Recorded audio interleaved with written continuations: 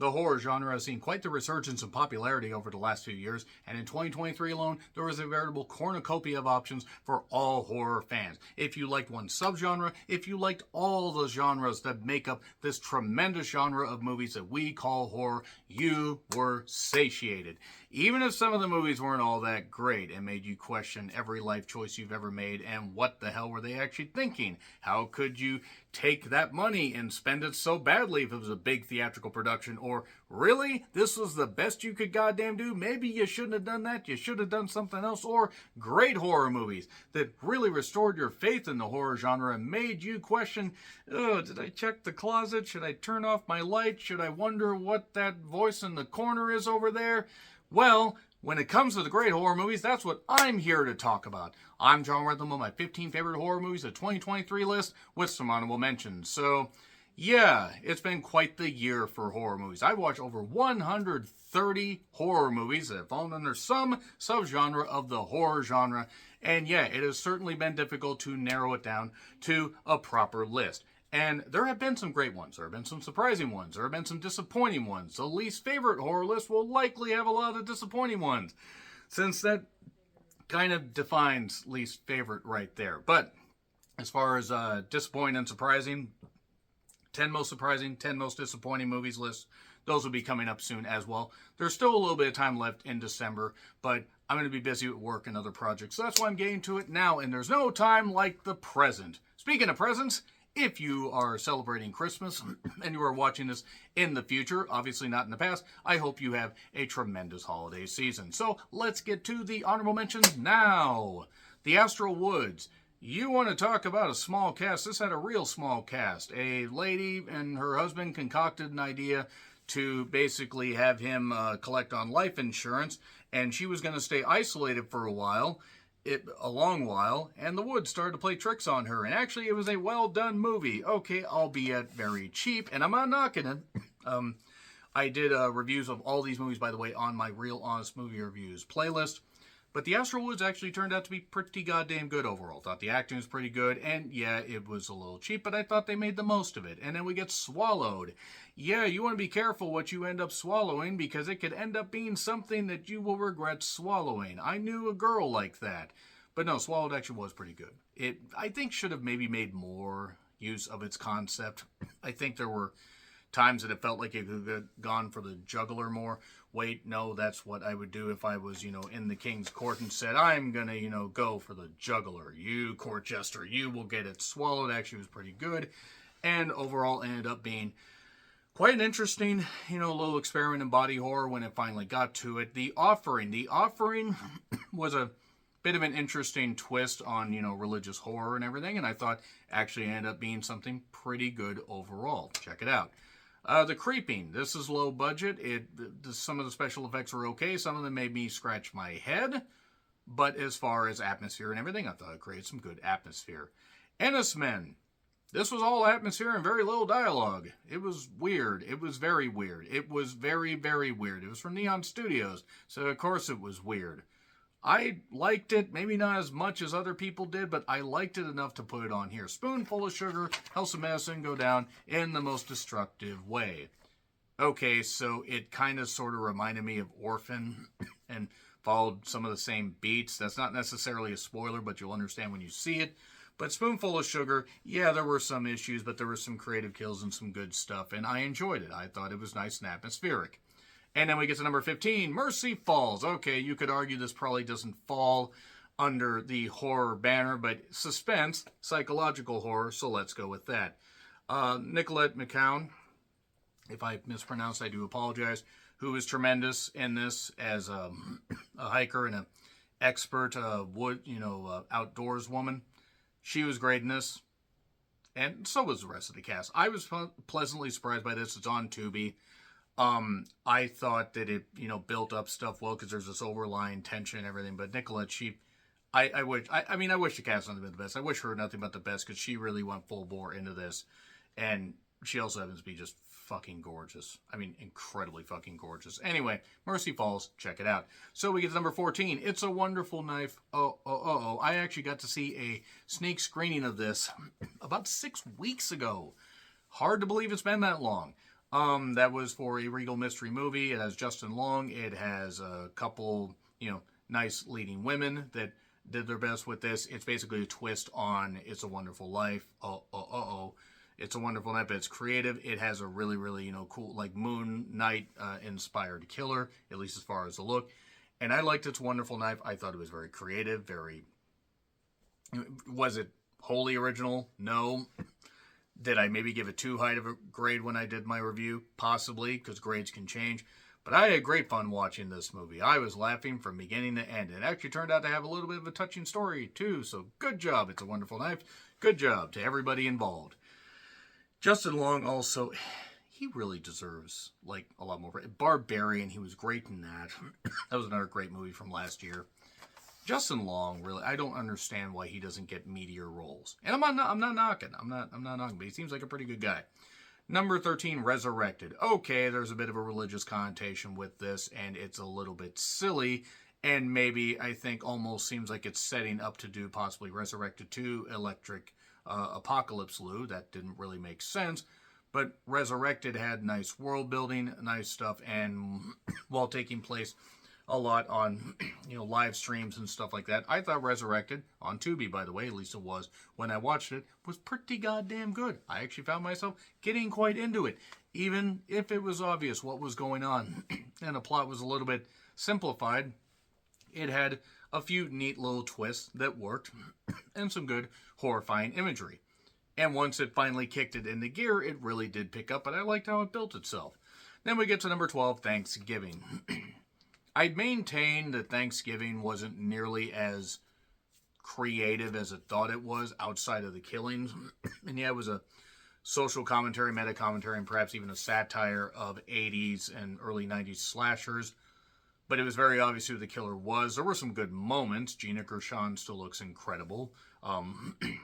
Patrick Dempsey was in this, and there were other actors that were in this as well. It's from Eli Roth. It's definitely one of the better offerings from Eli Roth, who has never been my favorite horror director, but it has the creative kills that basically carry this movie along. And also, the cat didn't die, so that's always good. Number 11, Birth/Rebirth. A mother will do anything to keep her child alive, and there's experiments going on with basically a Frankenstein-like twist, and it turns out to be quite good. Quite good at building tension. And you have to wonder exactly how in the world nobody in that apartment complex wondered why there was a smell of rot coming out from, anywhere in the floorboards and whatever, just because of all the experiments. Maybe she insulated it with sound and lye and all that, or lime, or or whatever the hell that stuff is that you use to cover up dead bodies. I wouldn't know anything about that. But Birth/Rebirth was quite good. I ended up paying for it before it came out on Shudder, threw about $8 towards Amazon because I wanted to see it early, and I'm glad I spent the money. So, Skinamarink is number 10. Okay, I think this misses the mark still as far as being a tremendously, the best horror movie ever, best horror movie of the year. But it was made for a shoestring budget. Maybe not even a shoestring, half a shoestring. It was quite good. It showed the perspective of a child when they were trapped at home and couldn't get out because their parents disappeared and there were voices telling them to do things. Die, basically. That was about it. It was intentionally made as low budget and with bad audio. So you really had to strain in here. It's found footage. It was good. Really good at times. I just think it missed the mark of being in the upper echelon for this year because it's experimental, and then at times the concept started to stretch a little bit thin, but at least it had a decent payoff because it ended. No, in all seriousness, Skinamarink actually was pretty good. Sounds like I'm really down on it. I'm not. I just wish that it would have been just a tiny bit better. Perpetrator was something that was very busy, had a lot of ideas and a lot of things that were going on, at once. I mean, it was actually kind of insane. Crazy things going on. Alicia Silverstone was in this, still looking incredible. And there was a story about adolescence and growing up and, with a monster type theme to it. But I thought Perpetrator actually ended up being really, really good with a good payoff. Also left the door open for a sequel, maybe, kind of, we'll see. But Perpetrator was quite creative. Quite creative, even if some of it didn't exactly totally make sense at the end. There was enough that did that made it worth it. Beau is Afraid, as Amanda the Jedi on YouTube said, might have fundamentally broken, my brain, but I still love A24. That's paraphrasing her, by the way. Because Beau is Afraid kind of maybe broke my brain, too, because it's from Ari Aster, who did Midsummer and Hereditary, and has Joaquin Phoenix as anxiety-ridden individual that is basically trying to get home to see his mother, and it's very terrifying and very weird, and it's 3 hours long, and it qualifies as horror, even though there's quite a bit of comedy to it, but it is weird, and there is a part in a attic that will stick with me that was so goddamn weird. So weird. I don't know what happened in Ari Aster's life for him to make movies like this. I'm grateful he did. And maybe I didn't love it as much as I thought I would, but I ended up loving more than enough of it and appreciating the set design. And Joaquin Phoenix, who is definitely a strange individual, going full bore into this role. It also made me not hate Parker Posey, which is an accomplishment. And I mean basically as an actress, I don't know her as a person. Infinity Pool. Mia Goth was acting her ass off here. And Mia Goth is tremendous. I love Mia Goth. I can't wait for Maxine. Looking forward to that. Was hoping to see that this year, but unfortunately, because of the writers-actors strike, it got delayed. But Mia Goth has been tremendous in so many movies. She was great in X, in Pearl. She was wild and crazy here. It was about the rich can get away with basically anything. You can tell that Sonnenberg, he passed it on to his son. You can tell he got his fucked up vision. Infinity Pool, it's gross. It's not for everybody. But I thought it was a pretty damn good offering from Neon Studios. It Lives Inside. I still can't believe the one that played the mother is in her 40s when she looks like she's maybe in her late 20s. That's about, it's an Indian, India influence where basically there is a evil that feasts on the fear and bad thoughts that we have and everything and devours. It devours you slowly, and then when it's ready, it eats your soul. It's great stuff. It's very atmospheric. It misses the mark of being an absolute A+. I think there were some issues. I don't know why. It did lean a little bit more into the violence part. That might have to do with the rating. But I liked this as far as presenting a different idea of demonic horror and a cool spin. And don't get me wrong, there's a lot to love about this movie. There is a lot to love. I wanted to put this like number one or, maybe in the top 3, and it just kind of misses it. But there's been a lot of really good horror movies here, so It Lives Inside is very good. Husara the Bone Woman. I don't know if I'm actually saying that right. This was weird, this was bizarre, and I'm really glad I watched it, because you want to talk about body horror and disturbing stuff and about, women dealing with, children and the experiences and everything and all that, and just the horrifying nature of the entire concept. This is really, really good. There's a lot of bizarreness, especially towards the end. It leans into the body horror. It's strange. The set pieces are good. This is beautifully shot, beautifully designed, much like It Lives Inside. In fact, these two are basically 5 and 5A, but Husara the Bone Woman is really, really good. I encourage you guys to check it out. It's not an A+ film, but it is very, very close. Brooklyn 4-5, a bunch of people from World War II gather, and then shit goes down in a house when one of them ends up dead. And it's a very, very good spin on basically having a one-act play out on film. And also the director used, I believe, his grandfather's stories and influences to make this. I believe he's a writer-director, and he did a very, very good job. Brooklyn 4-5 was fucking tremendous. A great horror, almost dramedy, because there were some good, there were some great set pieces, some good, dark comedy elements. But man, when it went for the horror, it went for it. It was great. It was really, really good stuff. And they built it well. And since they were shooting in only one room, great camera work, great camera tricks. Number 3, Evil Dead Rise. Mommy's with the maggots now. Can't really do that voice. Evil Dead Rise was my favorite horror movie of the year until a couple others came along, but you can check out my 10 favorite horror movies of 2023 list so far to see where I ranked Evil Dead Rise. It was pretty high, but Evil Dead Rise was a return to form after the 2013 version really wasn't all that great. Yeah, this one ended up actually turning out to be one of my favorite goddamn movies of the year. It made me not want to go near a cheese grater again. The title reveal opening was great. And yeah, okay, it follows some of the same beats. People are making dumb decisions, but if you've paid attention to the previous Evil Dead movies, then you're going to be rewarded with a lot of great gore and a lot of blood. A lot of blood. My God, a lot of blood. So much blood in this. So much. A lot of blood. Not as much as the 2013 version, but using the high-rise apartment setting was really, really good. I enjoyed it. I enjoyed it quite a bit.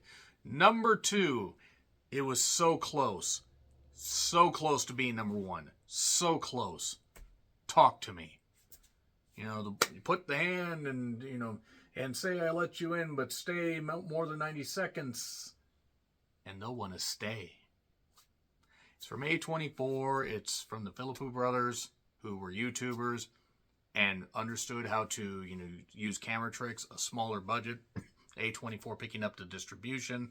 And they had a hit on their goddamn hands. Sophie Wilde was incredible in this.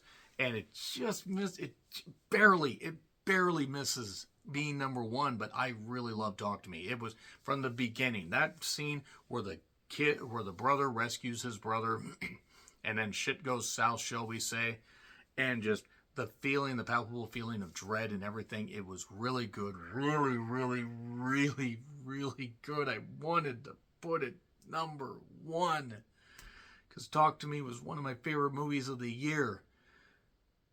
Number 1, When Evil Lurks, because no horror movie stuck with me like this. From the opening with the brothers, 2 brothers out in, you know, some farmland. They find some stuff. They find a demon-infected individual that's about to give birth to the evil incarnate. And after trying to dispose, that doesn't work. And then it just sets off a chain of events where it absolutely stuck with me. I watched this. I saw a screening of this, or actually when it got a brief theatrical release, I watched this in theaters and managed to catch a private screening, basically. And it's from the director of Terrified, and so I wasn't admittedly very hyped about it, but I'd seen posters. I hadn't seen any footage of it. Well, from the director of Terrified, I may have to go back and rewatch that and see how I feel, but when I saw When Evil Lurks, it doesn't take long. It holds nothing back. It is bloody. It is brutal. It is visceral. There is a scene where a guy drives past somebody that is carrying something that will haunt me till my dying days. And there's a scene where my God, what a movie. And it just has a great musical score. It was tremendous. When Evil Lurks is my favorite horror movie of the year. That and Talk to Me, it's so close. It's so close. What's your favorite horror movie of 2023? Let me know in the comments, please. Or let me know the concept of what you love of horror. Why not? Agree, disagree with what I said. And like, share, subscribe, Twitter handle in the description. I'm John Ritlin. I'll see you soon.